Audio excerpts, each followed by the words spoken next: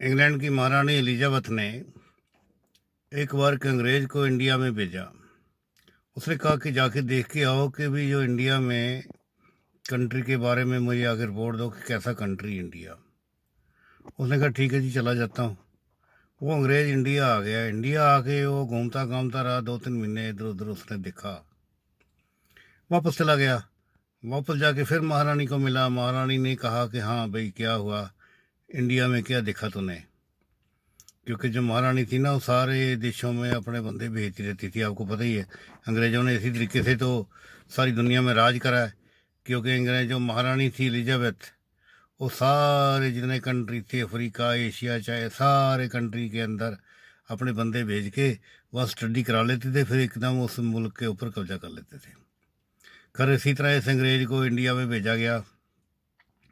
अंग्रेज ने जाके वापस रिपोर्ट दी।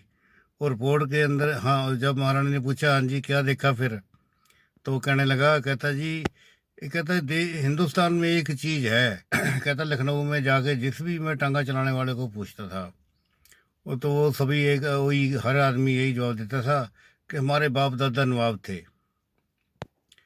और कहता जब, कहता जो भी था, कहता अगर मैं किसी नवाब को पूछता था या कोई समझो रूलर है, राजा, उसको पूछता था, तो वो कहता था हमारे बाप दादा टांगा चलाते थे। तो दोस्तों यही बात आजकल जो है अपने राहुल गांधी और मोदी जी, इनके ऊपर यही ढुकती है। ये पूरी पूरी फिट बैठती सेम बात। अभी देखो ये जो राहुल गांधी है, राहुल गांधी जो हिंदुस्तान के जो बादशाही राजा बादशाह माना जाता था, पहला राजा माना जाता है। नेहरू जी को हिंदुस्तान का, आज़ाद भारत का सबसे पहले बादशाह ही मानते थे हिंदुस्तानी। और जो नेहरू जी को उस वक्त रिस्पेक्ट दी गई, वो एक बादशाह की, एम्परर की ही रिस्पेक्ट दी जाती, हालांकि वो प्राइम मिनिस्टर थे।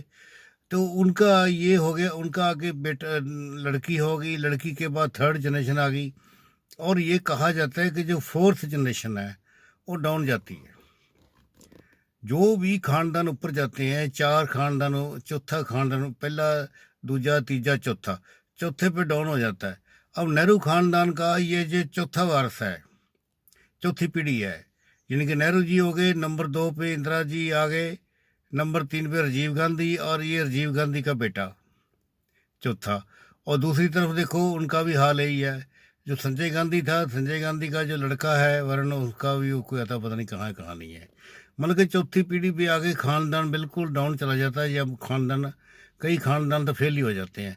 चौथी के बाद जो पांचवी पीढ़ी उठेगी, वो फिर उठेगी, वो फिर जंप जंप बैक करेगी।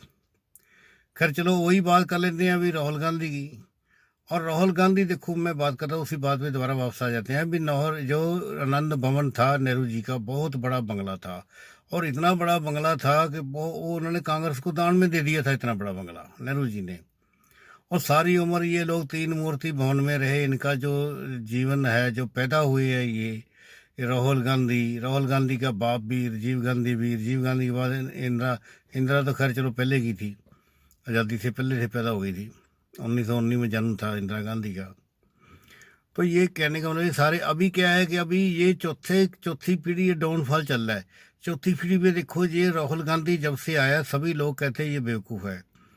कोई कुछ कहता है, कोई कुछ कहता है, कोई कहता है डफर है, कोई कहता है इसको अकल नहीं है। ये इसकी बस की बात नहीं है। चौथी पीढ़ी में हर खानदान आके डाउनफॉल, चौथी पीढ़ी में, चौथी जनरेशन में हर खानदान का डाउनफॉल, जो ऊंचे खानदान है उनका डाउनफॉल होता ही होता है। ये चाहे राहुल गांधी होता तो भी, राहुल गांधी है तो भी, अगर इसकी जगह पे कोई भी होता चौथी पीढ़ी वाला, बताओ, उसने डाउनफॉल में जाना ही जाना है। अब मोदी जी कहते हैं ठीक है जी, हम इसको डाउन कर दिया, हरा दिया। और दूसरी बात मोदी जी की कर लो। अब वही बात है जो लखनऊ के नवाबों वाली बात अंग्रेज ने जो रिपोर्ट दी थी। अब क्या थे, अब क्या बोलते मोदी जी को पूछ लो। मोदी जी कहते मैं चाय बेचता था। चाय भी बेचता नहीं था, चाय बनाते थे इनके फादर, पिताजी। और ये अपना वो जो 6 गिलास का एक चिक्कू सा होता है, उसके अंदर ऐसे उठा के, और जो ट्रेन आती थी इनके गांव में, वो ट्रेन के साथ वो चाय ले लो, चाय ले लो, ऐसे बेचते थे। आगे ना वही बात लखनऊ के नवाबों वाली, लखनऊ के, ये बात जो अंग्रेज ने रिपोर्ट दी, बिल्कुल सही रिपोर्ट दी। सो दोस्तों अभी क्या हुआ, अभी देखो चलो, अभी राहुल गांधी जो बेचारा है, अब उसकी ऐसा ऐसा राज डाउन गया, सारी स्टेटों में हार गए। अभी 2-4 स्टेटों में रह गए, हिमाचल राजस्थान में, वहाँ भी रगड़े झगड़े चल रहे, राजस्थान में रोज उत्पतान हो रहा है। तो अभी क्या हो रहा है, अभी सारे डाउनफॉल होते होते इनके हाथों में कोई 2-4 स्टेट बची है। और अभी जो है सबसे वर्स्ट क्या हुआ है, चौथी पीढ़ी का। चौथी पीढ़ी को वही चौथी पीढ़ी होने की सज़ा मिल रही है। एक कोई मोदी जी की जीत नहीं है, यहाँ जहाँ जो पागल नहीं है ये जो है राहुल गांधी, एक कसूर सारा चौथी पीढ़ी का है। चौथी पीढ़ी में हर खानदान डूब जाता है। मेरा ये मतलब कि सच्चाई है। ये आप भी चेक कर लो, आप जहाँ भी रहते हो, जिस शहर में गली मोहल्ले में रहते हो, किसी गांव में रहते हो, वहाँ देख लो, आपके गांव में, शहर में, प्रांत में, आपके सूबे में, स्टेट में, जो भी खानदान टॉप पे होगा वो चौथी पीढ़ी में आके बिल्कुल ख़त्म हो जाएगा। देख लो, एक्सपेरिमेंट करके देख लो, और मेरे को कमेंट बॉक्स में तो बता देना कि हाँ ये चीज़ मैंने गलत बोली है, ये मैंने ठीक बोली। ये चीज़ होनी है, ये होके रहेगी। खैर चलो, अब इसका कुछ नहीं कर सकते। अभी जो राहुल गांधी है, और राहुल गांधी की सिचुएशन पे आ जाओ। अब वो इतने बड़े बंगले में रहता था, सा वो किसी सफदरजंग एन्क्लेव में, और उतना वो खाली करवा लिया, और पार्लियामेंट की मेंबरशिप भी गई, रोड पे आ गया। अब रोड के आ गया तो अभी वो जो एक 3 बेडरूम फ्लैट, उसको जो दिल्ली की जो चीफ मिनिस्टर थी शीला दीक्षित, वो तो अभी रही नहीं, अब उसके बेटे ने उनको दान पर दिया है। यानी कि राहुल गांधी की हालत ऐसी होगी, राहुल गांधी को 6 महीने हो गए मुकदमा चलते हुए।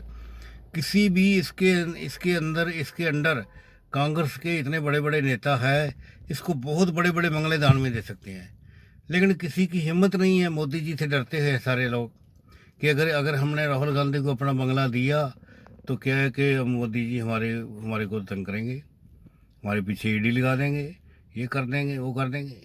अच्छा, इसी इसी डर से नहीं कर रहे हैं। अच्छा, अब क्या है कि अब एक जो शीला दीक्षित का बेटा, शीला दीक्षित तो इस दुनिया में रही नहीं, उसका तो मोदी जी कुछ बिगाड़ सकते नहीं। और शीला दीक्षित का जो बेटा है बेचारा, जो शीला दीक्षित के बच्चे हैं, वो भी बहुत भारी मुश्किल में है। वो ऑलरेडी मुझे जो सुना है अखबारों में जो पढ़ते हैं, जहाँ जो खबरें आती हैं कि उनकी बेटी के साथ बहुत बुरा उनकी लाइफ ख़राब हो गई, कुछ कोई उनके साथ कोई ठगी हेरा फेरी हो गई है, जो भी गड़बड़ी हो गई पता नहीं मुझे। लेकिन अब वो ख़ानदान भी बिल्कुल ख़त्म हो गया। वो कहे उन्होंने बेचारों ने अपना एक 3 बेडरूम का फ्लैट राहुल गांधी को दे दिया कि आप रहते रहो। एक तो होता है दान करना, दान करना तो होता भी चलो फ्लैट दे दिया। अब वो बेचारा बेचारा भला होवे उनका भी, जिन्होंने कम से कम इतना तो सोचा।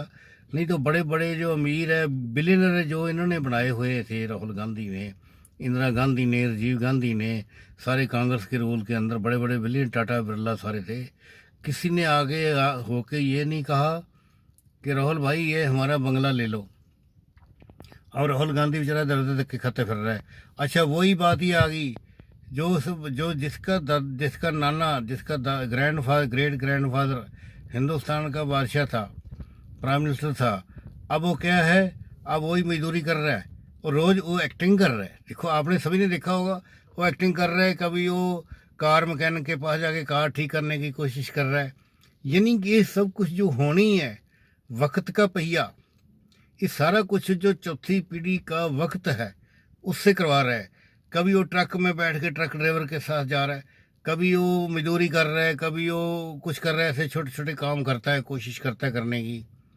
वो क्या है ना, जो ऊपर वाला जो बैठा बहुत बलवान है, बलवान है कि उसकी जो सज़ा है, उसको चौथी पीढ़ी का वारिस होने की सज़ा, ये जो वक्त है, ये वक्त उसको उसकी तरफ खींच खींच के ले जा रहा है।